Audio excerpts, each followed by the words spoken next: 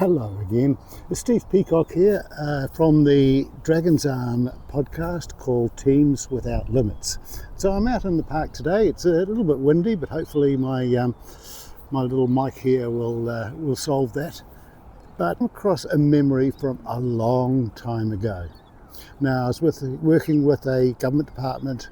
It's no longer there even, but it was a government department in Wellington, New Zealand. And we had a problem. I was there, I reported to the CIO and I held up all the project management area, sort of the PMO office before the word PMO was really highly regarded, if you like. So we had a problem. The problem was that every day people would come into work and they'd work really hard. They would work absolutely exceptionally hard all day long. They'd hardly take a break, and then they'd go home again, and we seem to have gotten nowhere.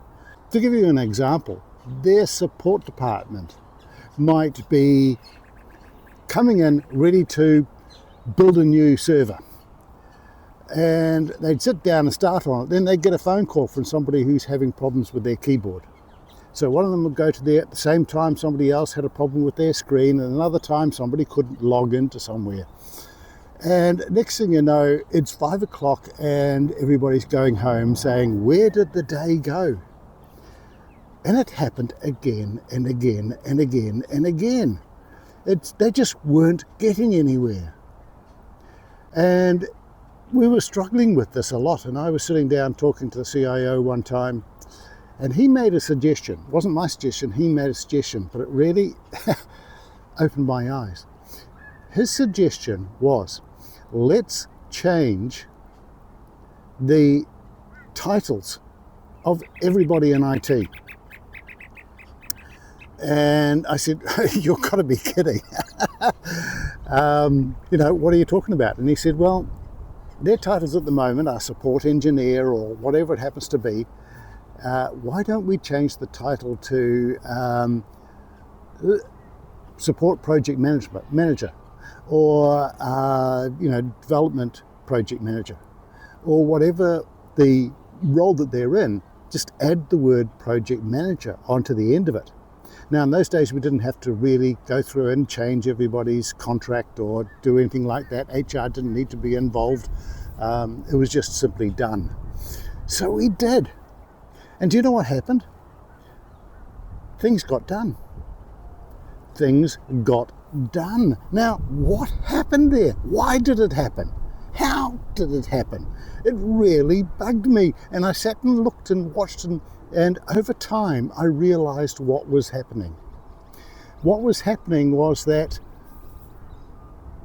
the people with the title project manager now knew that their focus should be on managing the project that they're supposed to be doing.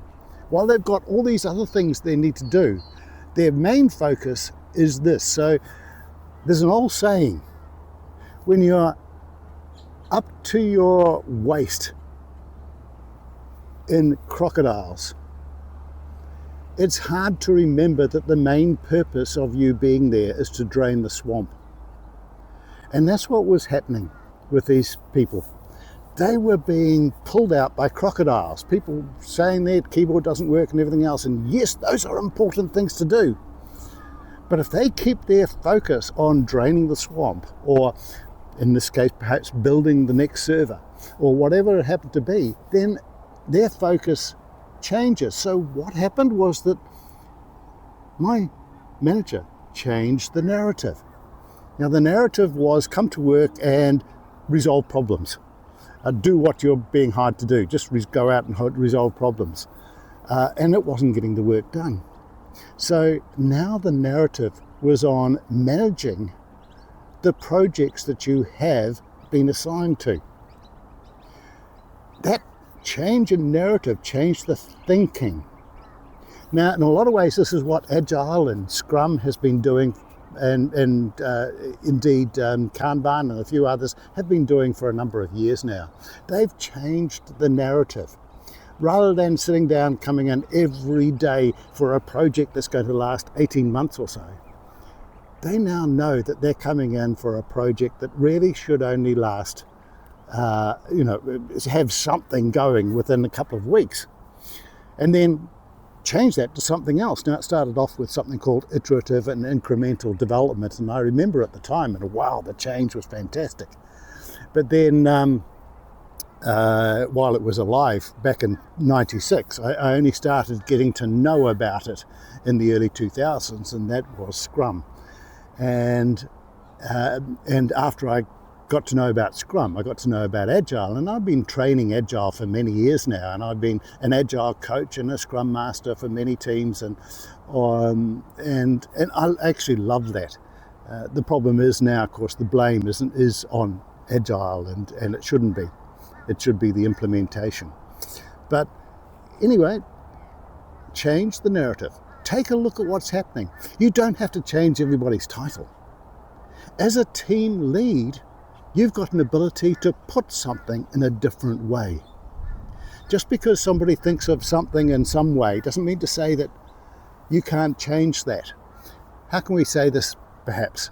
That instead of talking about delivering a whole new ERP application, enterprise resource planning application, you can now change the narrative to delivering a report, delivering this report. Then the next couple of weeks you might be delivering that report. Sometimes reports do take a couple of weeks to actually build, and once they're done, they're fine. And I know that. I've been recently working with a pile of data scientists, and that is a fascinating learning situation. But again, they had to change and say, no, we're not building something huge, we're simply delivering the next step. Change the narrative for your team. Don't let them get lost in the largesse of everything. Change the narrative. Hey, it's great to see you. My name is Steve Peacock. Please like and follow. Take a look at my website, dragonsarm.com. I'd love to see you on there taking a look at the training modules we have. There's something new coming up, by the way. So let me know if you want to get informed when that happens. But otherwise, it's been great talking to you. Isn't this a great, fabulous place right next to where I live? It's called Victoria Park in Brisbane. I'll see you later.